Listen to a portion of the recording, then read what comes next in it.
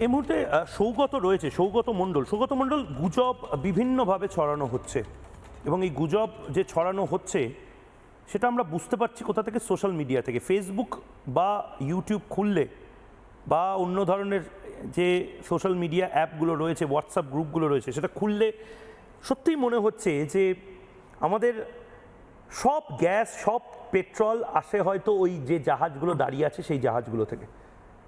এটা গুজব।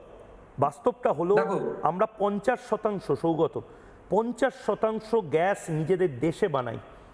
আমাদের নিজস্ব কেজি বেসিনের মতন বিভিন্ন রিফাইনারি বেসিন রয়েছে, তারপরেও এই প্যানিকটা কেন তৈরি হচ্ছে? এটা তো দায়িত্ব তোমাদেরও নিতে হবে। খালি নর্মাল কন্টেন্ট কেন ব্লগার বা ইনফ্লুয়েন্সাররা বানাবে?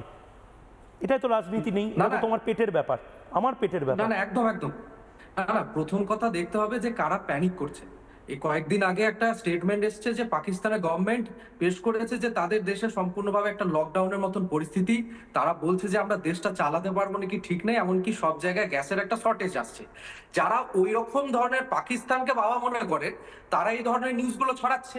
কারণ ভারত সরকার যেখানে বলছে কোনো ব্যাপারই নাই, চিল, তোমরা ধুরন্ধর সিনেমা দেখবে, তোমরা নতুন নতুন কন্টেন্ট আসছে, আইপিএল আসছে, তোমরা এনজয় করো, সেই জায়গায় যারা ওই পাকিস্তানের নিউজগুলো পড়ছে তাদের মধ্যে প্যানিকটা বেশি করে সৃষ্টি হচ্ছে। কারণ আমরা সালার মুভিতে দেখেছি যে যেখানে সালারে ওই খানসারের স্টিকারটা বা ট্যাটুটা থাকবে, সেখানে কোনো কন্টেনার, কোনো শিপকে কেউ আটকাতে পারবে না। আর এখানে ভারতবর্ষে বিশ্বের মধ্যে ঠিক একই হয়ে গেল, যেখানে হরমুজ প্রণালী থেকে ভারতের কোনো পতাকা লাগানো কোনো শিপ যদি থাকে তাহলে তাকে কেউ আটকাতে পারবে না। মানে এটা বিশ্বের কাছে একটা মানে একটা ইতিহাস তৈরি হলো। আর সেই জায়গায় দাঁড়িয়ে যারা ফিরোজ খানের বংশধর, যারা কেরালা মডেলকে বেশি করে বিশ্বাস করেন, তারা ভারতের এই উন্নতিটা দেখতে পাচ্ছেন। তারা যায় যে কোনো ভাবে ভারতকে একটা স্টেবল পর্যায় থেকে আনস্টেবল করতে হবে। আর সেটা করতে গেলে প্রথম দরকার মানুষের মধ্যে একটা স্টেবিলিটিটাকে বন্ধ করা। কি দরকার? গুজব দরকার। পাকিস্তানের মতন গুজবটা ভারতবর্ষে নিয়ে আসবো যে হ্যাঁ এখানেও শর্টেজ হয়ে যাবে।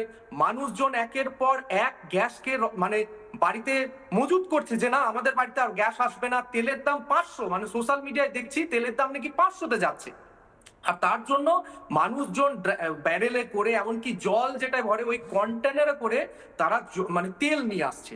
আর এরকম সিচুয়েশনে মানুষ কি বলছে যে নরেন্দ্র মোদীর মতন ব্যক্তির জন্য আজকে আমাদের এই হলো।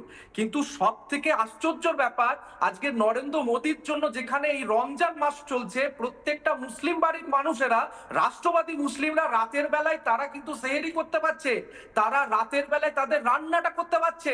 কেন? নরেন্দ্র মোদী আছেন বলে। কারণ এমন একটা পর্যায়ে ভারতবর্ষ যাচ্ছে যেখানে তারা খুব শান্তিতে ঈদ করতে পারবে।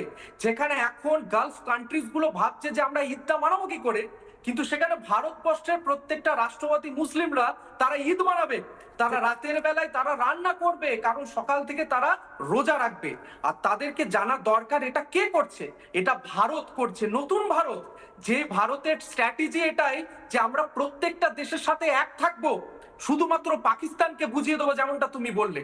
আর তারা কিন্তু এটা হজম করতে পারছে। একটু থামাচ্ছি। নানা ধরনের কন্টেন্ট দেখার জন্য লাইক করুন, শেয়ার করুন আমাদের ফেসবুক পেজ, সাবস্ক্রাইব করুন আমাদের ইউটিউব চ্যানেল।